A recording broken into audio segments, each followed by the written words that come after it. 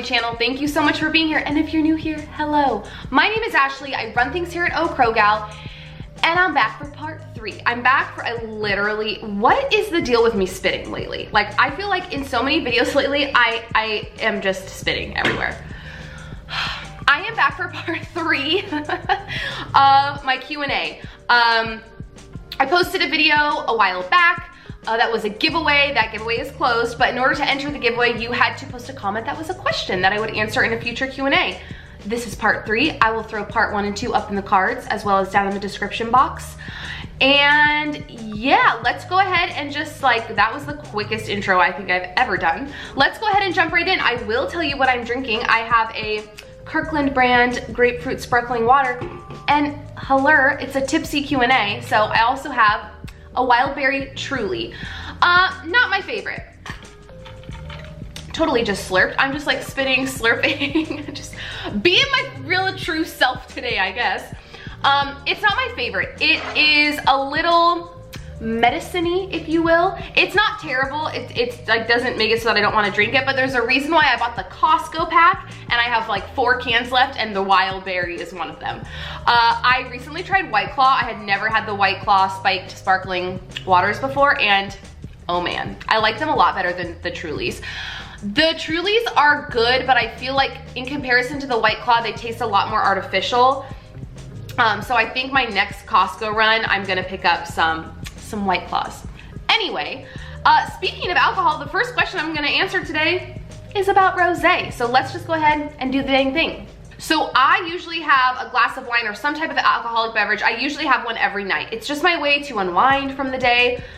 I really enjoy it. I enjoy that time of the evening. Right now, I'm working like a maniac, and I'm working nights. So I have not been drinking nightly like I normally would because I'm working during that unwind time.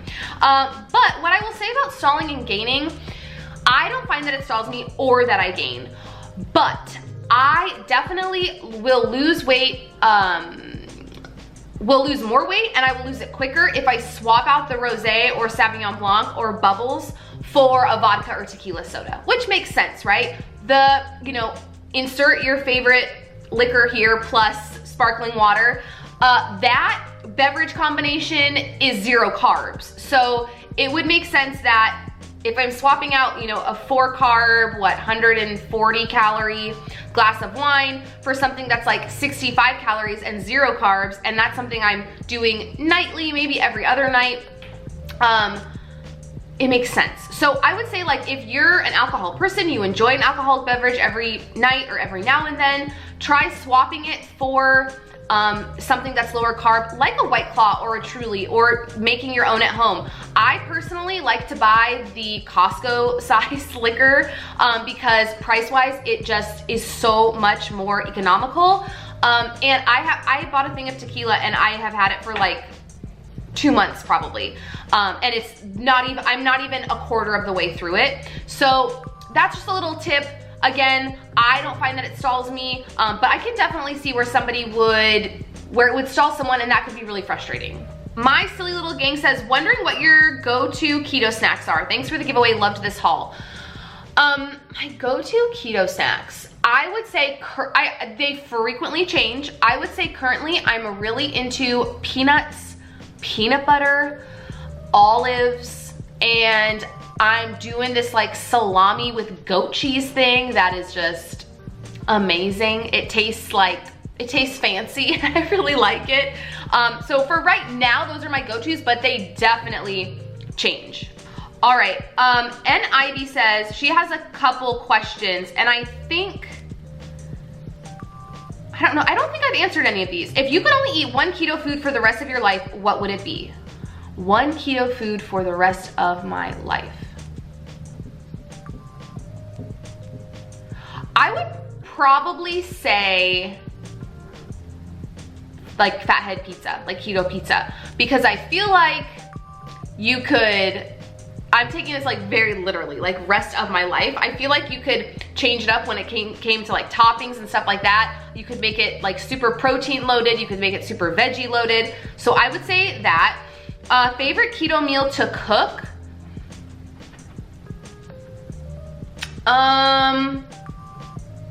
I I've talked about this like cauliflower Mexican bake till the cows come home. I've talked about it so much, but I really, really enjoy it. It's easy to make, which is why I like it, and I like that it gives me leftovers. So that is also, along with the snacks, that's one that would change, will change as time goes on. But for right now, my favorite keto meal to cook is probably the Mexican cauliflower casserole. I will link it down below for y'all. And then her last question is your favorite cheat meal. This is easy. My favorite cheat meal, which I'm actually having tonight, we do one cheat meal a week. Keeps us sane, keeps us happy. My favorite cheat meal is either carne asada chips or carne asada fries. I will insert pictures if I can find decent ones. I think I've tried before and they all just look like piles of mush. They just don't look appetizing. But essentially we go to our favorite local taco shop. In San Diego, we have taco shops everywhere. So it's not like a Mexican restaurant. It's like you walk up and order, you know, wait for them to call you or they bring it to your table. And it's like legit Mexican food. And those are my favorites. It's essentially, they're both kind of the same thing. It's either chips or French fries. And then it's just like loaded with stuff. So like carne asada, sour cream, cheese, guacamole, pico. It's delicious and it's my favorite. Okay, so Nellie D asked 2 questions. I think one, she meant more in regards to the haul, because the other one she says, for the giveaway, this is my question, but I'm gonna answer both of them. She said, which flavor of elevation bars did you try? Both hubby and I loved them. Love them, although pretty sure they have maltitol, which is not great for keto. The coconut almond tastes just like Almond Joy. Somebody else also recently, I think it was Abby, she messaged me and she said that she tried the coconut almond and that they were delicious. Now, I keep getting questions about this, like, which elevation bars was it that you hated? The ones I didn't like were the ones that were similar to Power Crunch. So they weren't the chocolate dipped ones. They were the ones that are wafery. Exactly like the Power Crunch bars. I haven't tried any of the chocolate dipped or the other elevation bars, and I want to give them a go because the price is right. And I really just like to try them to see if I like them. Now she says, Nellie says, for the giveaway, do you track calories? What ratio of macros do you use? Is your husband also doing keto? So I track calories when I'm in a funk. Normally I don't. It's too time consuming. I'm running around chasing a toddler on the daily, and I don't have time to like scan shit and calculate and whatever. If I see a stall on the scale or if I'm feeling crappy, I will track my macros. She says, what ratio of macros do you use? So let me go find my keto app and I will tell you exactly. So in terms of like ratio, I'm not sure if you wanted like fractions or percentages, but I will tell you like how many grams of each thing I'm allotted for the day. So calories, I'm at 1504, fat 120 grams, net carbs 25, protein 80 grams. That's what I'm currently working with, and I just recently reset my macros like a week ago or 2 weeks ago, so I'm good there. And her last question was, is your husband also doing keto? Yes, he is, and he really likes it. Ooh, this is a good one. The Autumn Heather says, have you found that keto has helped curb your sweet tooth? Now I have a crazy sweet tooth. Like that, sweets are my jam. Even before keto, I never baked anything because I would eat all of whatever I baked. Like I just consistently have a sweet tooth. Whenever we go to like a buffet or like a fancy schmancy restaurant, I always want to look at like the super, you know, specialty sugary cocktails and the dessert. Like I just have a really big sweet tooth. I don't think it has helped curb my sweet tooth. What I will say is that I am a carby sweets person, so I like the cookies and the cakes and the scones and the muffins, and keto has definitely helped steer me away from that. That I can say for sure. Shannon Rodriguez says, hi, new subscriber here. I was wondering if you have experienced any hair loss while on keto. Do you take any supplements? Thanks. I have not experienced any hair loss. In terms of supplements, I take a multivitamin daily, and I just recently, it actually shipped today, I ordered off of Care Of.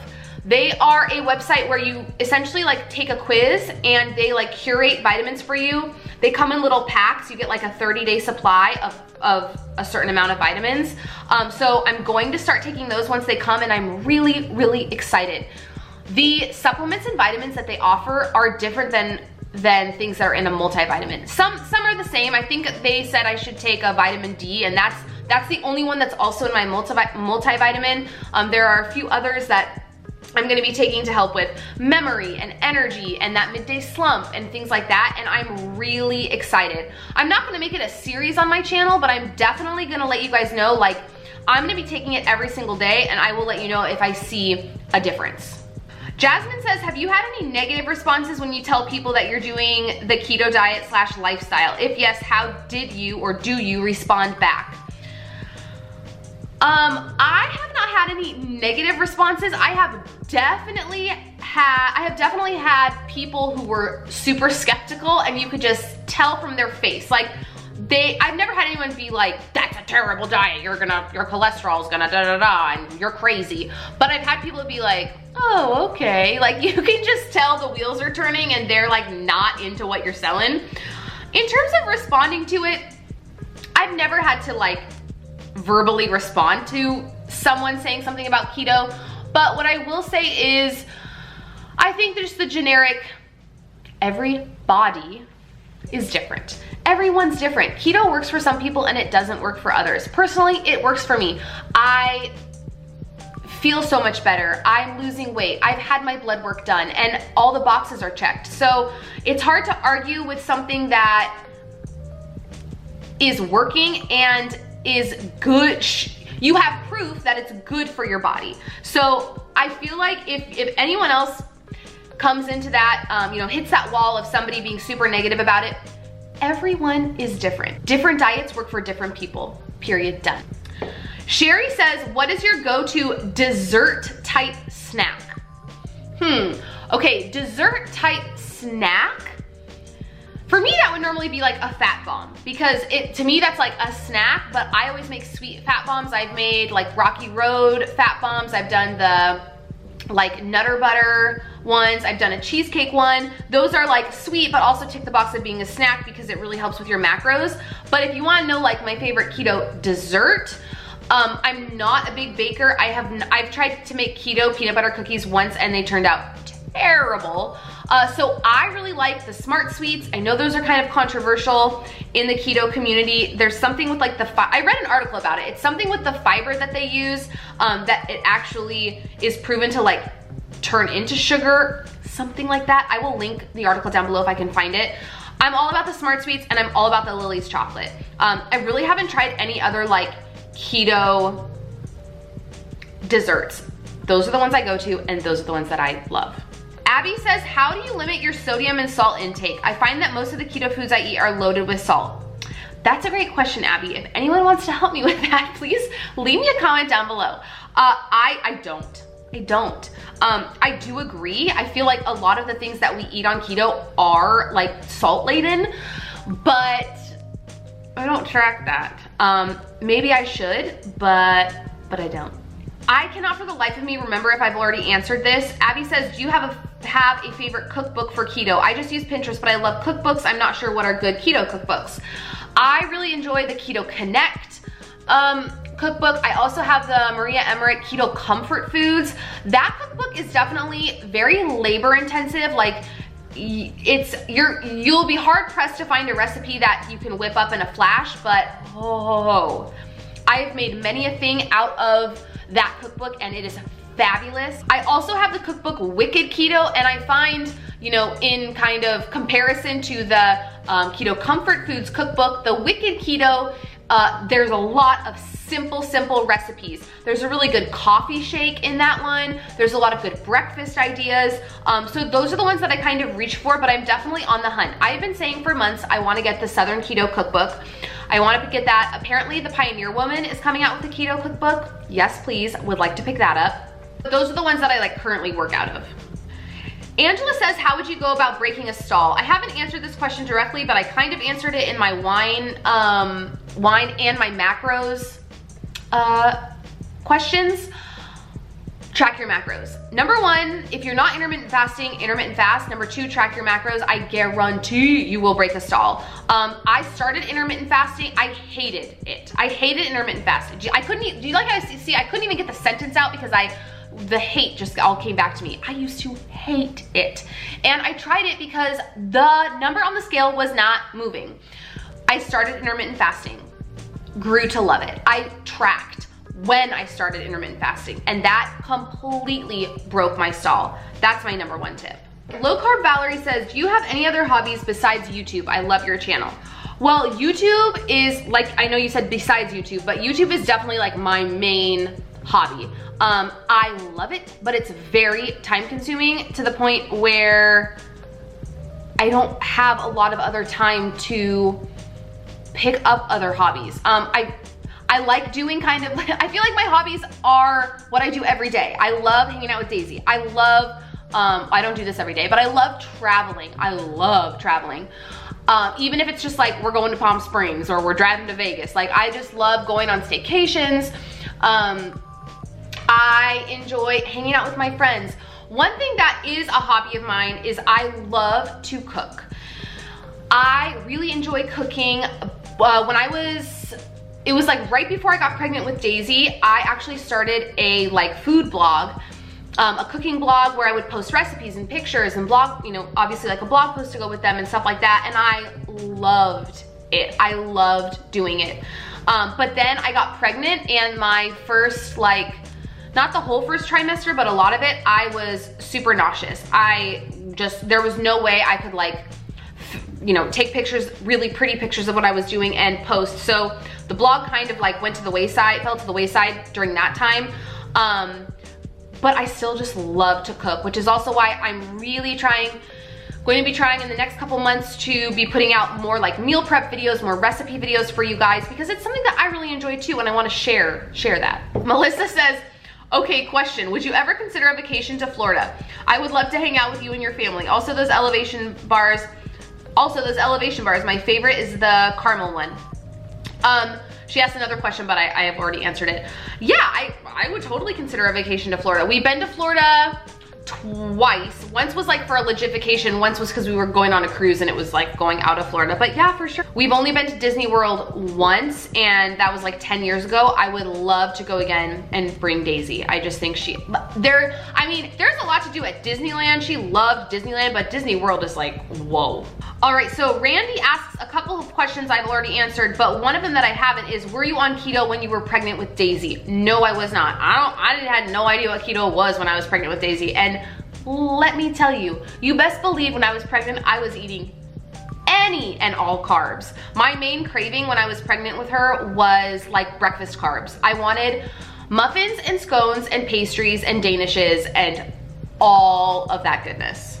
Savannah says, I might have already, guys, this is the third video that I've done, so I might have already answered this. Savannah says, what's your number one staple you always have and can't live without on keto? I would definitely, it's a toss up between eggs and cheese, but I would definitely say eggs. Like, they are just such a good go-to, whether it's hard boiled, whether it's for, you know, breakfast burrito. We did breakfast burritos for lunches for like 3 weeks. They were so good. I also like having eggs because on the nights where I'm just like so over it and I don't want to cook dinner, I have no excuse to not eat keto because eggs are in my fridge. So I would definitely say eggs, although it's like eggs, cheese, like it's tight, it's a tight race. Lisa says, do you ever use shakes to supplement your diet since you're on the go so often? No, not really. I'm slightly interested in keto chow. To be honest, I know myself, I would never spend the money to buy it because I do think it would be helpful since I am on the go. I've recently found like a coffee protein drink that I really like, but it's hard for me to find one that would actually satisfy me for a meal, which is the only reason why I've kind of thought like, keto chow sounds interesting, because most shakes, if I try to eat them as a meal, I'm hungry in like an hour. So I like the Iconic coffee protein shake. I'll throw a picture of it up. I got it at Whole Foods. That's a really good snack because the macros are like totally fine for snacking. Oh, this is a good one. Christina says, hey there, brand new to your channel, love your energy. My question is, what made you pull the trigger to put yourself out here to the community? I've always been scared. And what are your go-tos in filmmaking that makes your keto look easy? Or keto life easy. Thanks, excited to watch more of your videos. That's a really good question, Christina. So, what made me pull the trigger to put myself out on YouTube was, I don't think I've told this story. I don't think. The first time I did keto, which was, I can't remember if it was April or May of 2018, I knew myself and I'm like, you have to think of a way to hold yourself accountable. Like Cernan and I can only hold each other accountable so much. Like I need to think of another way. So what I started doing was I started posting on my Instagram stories. Now y'all, up until then, I was like, I would intently look at like every picture that was posted. I never showed myself with no makeup on. But I was like, no, you're gonna do it. A, you're gonna do it to hold yourself accountable. B, you got to get over this whole like every picture and video and everything has to be perfect. So that's what I started doing. I did daily updates on my Instagram stories about how keto life was going because it was the first time, sorry, my camera is like not focusing. It was the first time I had ever done it. So that led me to really like filming. And then I thought, what's the next step? The next step is start a YouTube channel. And so that's how we're here. She also says, what are your go-tos for filmmaking that makes your keto life easy? I am not, like, I don't even know if the like proper settings are on this camera. I would definitely say like, I film a lot at home. I don't think that's like a filmmaking secret, but you know, she's asking like what makes keto life easy, and I film a lot at home. I know myself, and I know if I filmed every time Daisy and I were out, I would be extremely stressed. So that filming most of my videos at home kind of takes the stress off, and it also just makes it easier because it's easier to show y'all what I'm eating when I'm here. All right, Stephanie says, so my questions have to do with your cocktail time. First, I love the stemless wine / cocktail glasses you use. Where did you pick them up? Secondly, I know you moved away from wine a bit, but I'm still such a wine girl. What is your favorite wine on keto? Lastly, have you made a Zip Fizz cocktail? Oh my goodness. Okay, where I got the glasses from, those stemless wine glasses are from TJ Maxx. I think they were like $8 for a set of 4. Then she says, what's your favorite wine on keto? I prefer Bubbles because it's lower in carb, but I'm like a rosé girl till I die, so I kind of alternate between the two. And then, have I made a Zip Fizz cocktail? No, but that sounds amazing, and I might have to do it like today. So Susie says, how long have you been on keto, which we've talked about, and then have you ever taken a break? I mean, I think everyone's definition of a break is probably different. When we did it last year in 2018, we did it for 30 days. That was it. Done. This year, we've been doing it since January. It's currently July, and we've never been like, we're taking a week off, but we've had cheat meals. So I don't know if you consider that to be a break, but we've never been like, we're taking a keto break. So yeah. Oh my gosh, we're almost done. I think I'm just gonna try to cram all this into one video. Okay, Anne asked a lot of questions. She asked, what do you think of keto sugar alcohols? Fine, like I'm pretty indifferent when it comes to sugar alcohols. She says, how did keto change your personal life? I mean, in general, just it gave me more energy, which I feel like that energy in itself kind of is a domino effect throughout the rest of your life, whether you're getting that energy from more sleep or a diet change or whatever. So I would say it's just made me more energetic and happier. She says, what are your plans with keto and your lifestyle in the future? We plan to stay on keto until it doesn't work for us anymore. We really enjoy it. I think for us, a real defining factor was getting our blood work back and seeing that like, all right, like everything's good, you know? Because until you get your blood work done, I feel like when you're on keto, at least for me, it was always in the back of my mind like, is this giving me bad cholesterol? Like, it's not supposed to, but I'm not sure. And once I got the blood work back, I was like, all right, we in this. And then the last thing that she asked that I haven't answered, things you wish you knew before starting keto. Not much. I would just say, really just the whole keto flu thing, you know, like I didn't really do a whole lot of research when it came to keto flu. I knew it was coming, but I didn't know the things I could do to like curb the symptoms. So get your electrolytes in, you know, consume a lot of salt, that type of thing. I think that's important.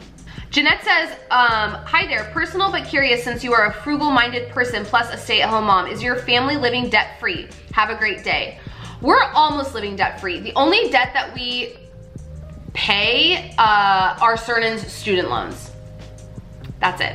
We also pay for one of our cars. I don't know if that's considered debt or not, but like, we don't pay for any credit cards or anything like that. We paid those off a while ago. So yeah, just student loans, and then we have one car payment. Okay, so Lisa said, any suggestions for keto alcohol drinks that don't contain seltzer or soda? Not really. I mean, unless you wanna go the wine route or you wanna do like a really light beer. Seltzer and soda are your, you know, I should say like soda water or diet soda are your friends when it comes to like specifically alcoholic drinks with like a hard liquor. So yeah, other than that, I don't know. All right, that's it. Wow, okay, I thought it was gonna be maybe 4 parts, but we were able to manage with just 3 parts of this Q&A. If you guys like this video, please give it a thumbs up. Subscribe if you're not subscribed. And if you have any other questions, drop them down below.